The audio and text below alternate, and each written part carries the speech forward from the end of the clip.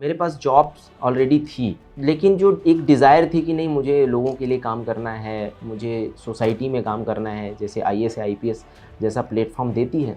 और जो मेरा बैकग्राउंड था वो भी मुझे काफ़ी हद तक इस बात के लिए प्रेरित करता था, क्योंकि जो विलेज रूरल लाइफ़ होती है, उनके हेल्थ एजुकेशन में ऑफ़िसर्स का बहुत बड़ा योगदान होता है। तो एक ग्राउंड लेवल पे काम करने का जो कहीं न कहीं अंदर से डिज़ायर था, वो मुझे मोटिवेट करता रहता था।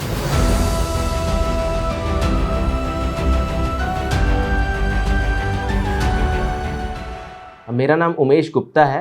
मैं 2020 बैच आईपीएस ऑफिसर हूँ और प्रेजेंटली दुर्ग डिस्ट्रिक्ट में under probation district practical training में एज ए एसएचओ पोस्टेड हूँ। इस वीडियो में मैं अपनी जर्नी की बात करने वाला हूँ, from being an aspirant to become an IPS officer. First time जब मैं 12th क्लास पास किया था, देन ओनली मुझे लगा था कि यूपीएससी के फील्ड में जाना है, बिकॉज एक 12th का रिज़ल्ट ही था जो कि मेरे लिए काफ़ी मोटिवेटिंग फैक्टर था। I got second rank in state merit list, जो स्टेट बोर्ड की जो मेरिट लिस्ट होती है उसमें। At that time I met one IAS officer जो कि मेरे डिस्ट्रिक्ट में एज ए कलेक्टर पोस्टेड थे। उन्होंने मुझे फर्स्ट टाइम ये जो सीड था वो इम्प्लांट किया मेरे अंदर कि आप यूपीएससी या आईएएस जैसे एग्ज़ाम के लिए क्यों प्रिपेयर नहीं करते। बट एट दैट टाइम मुझे लगा कि मुझे पहले इंजीनियरिंग करनी चाहिए, तो उसके लिए मैंने आईआईटी से पहले बीटेक किया और कॉलेज के टाइम पे ही डिसाइड किया कि आफ्टर ग्रेजुएशन मुझे यूपीएससी परस्यू करना है, और उसी डायरेक्शन में मैंने पढ़ाई स्टार्ट की।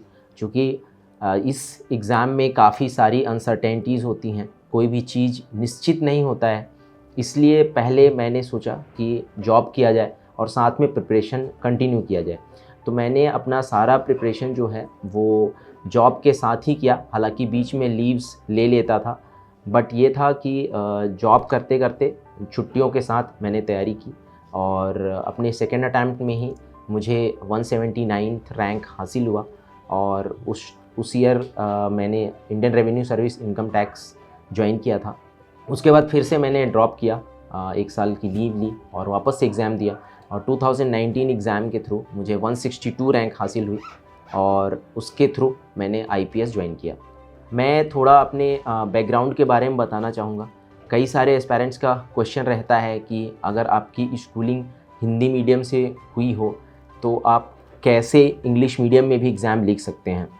मैं छत्तीसगढ़ स्टेट में एक छोटे से डिस्ट्रिक्ट सूरजपुर, उसके एक छोटे से गांव मानपुर से बिलोंग करता हूं, जहां की पॉपुलेशन हार्डली 2000 के अराउंड है। और मेरे फादर कोल इंडिया में मज़दूर हैं। कोल इंडिया की एक सब्सिडियरी वहां पे माइनिंग ऑपरेट करती है, South Eastern Coal Field Limited. वहां पे लैंड एक्विजिशन के थ्रू उनकी जॉब लगी थी। उससे पहले हम काफ़ी एक पुअर फैमिली की कैटेगरी में बिलोंग करते थे। उनकी जॉब लगने के साथ ही थोड़ी सी फाइनेंशियल कंडीशंस बेहतर हुई, तो हमने अच्छी पढ़ाई की। और मेरी माँ जो है वो हाउसवाइफ हैं। हम लोग टोटल 3 भाई बहन हैं। मेरी सिस्टर सबसे बड़ी हैं, वो स्टेट गवर्नमेंट में टीचर हैं। उसके बाद मैं हूँ और मेरा छोटा भाई वो भी सिविल इंजीनियरिंग में एमटेक है। ये मेरा ब्रीफ फैमिली बैकग्राउंड था। और मेरी स्कूलिंग 10th क्लास तक गाँव में ही हुई। हिंदी मीडियम स्टेट बोर्ड से मैंने 10th क्लास तक की एग्ज़ाम पास की। उसके बाद 11th-12th के लिए नियर बाई टाउन में शिफ्ट किया और वहाँ पे भी एक अच्छा गवर्नमेंट स्कूल था, वहाँ पे 11th-12th मैथमेटिक्स से पास किया। एंड बाई गॉड्स ग्रेस कह लीजिए या फिर लक था कि 12th बोर्ड एग्जामिनेशन में मैं स्टेट मेरिट लिस्ट में सेकेंड रैंक पे आ पाया। उसी टाइम पे जो तत्कालीन कलेक्टर थे उस डिस्ट्रिक्ट के, उन्होंने मुझे इनवाइट किया। उनका नाम डॉक्टर रोहित यादव है। सो वो मेरे काइंड ऑफ गाइड, मेंटर या जो भी कह लीजिए वो रहे हैं। और उनसे ही मुझे ये प्रेरणा मिली कि मुझे यूपीएससी के एग्ज़ाम को अपीयर करना चाहिए, यूपीएससी क्रैक करके आईपीएस या आईएएस ज्वाइन करना है। उसके बाद ही मेरे माइंड में ये सीड काइंड ऑफ इम्प्लांट हुआ था कि यूपीएससी करना ही है। बट उस टाइम पे उतना कॉन्फिडेंस नहीं होता या फिर फ्यूचर को सिक्योर करना ज़रूरी होता है। तो मैंने सोचा कि पहले इंजीनियरिंग किया जाए और उसके लिए आईआईटी की तैयारी की।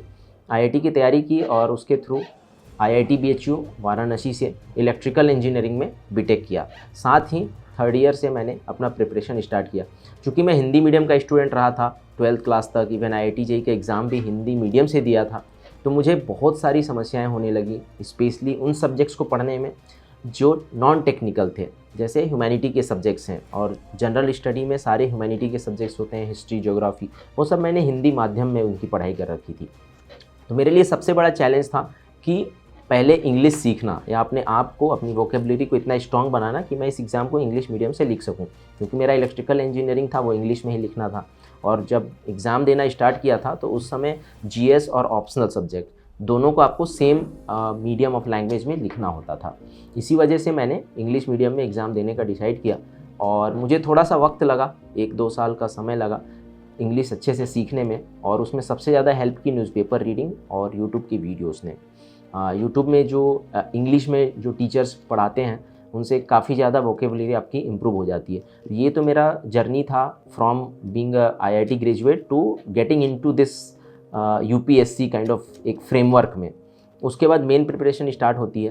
तो इसी बीच मैंने इंजीनियरिंग सर्विस का एग्ज़ाम भी दिया था, उसमें ऑल इंडिया रैंक 22 हासिल हुआ, उसके थ्रू इंडियन रेलवेज़ ज्वाइन किया था। तो इस टाइम पे मैंने ऑप्शनल डिसाइड कर लिया था कि वो इलेक्ट्रिकल इंजीनियरिंग ही रहेगा। और इस प्रिपरेशन में ही 2017 में मेरा फर्स्ट टाइम सिलेक्शन हुआ, उस टाइम 179 रैंक आई और मैं Indian revenue service income tax join किया।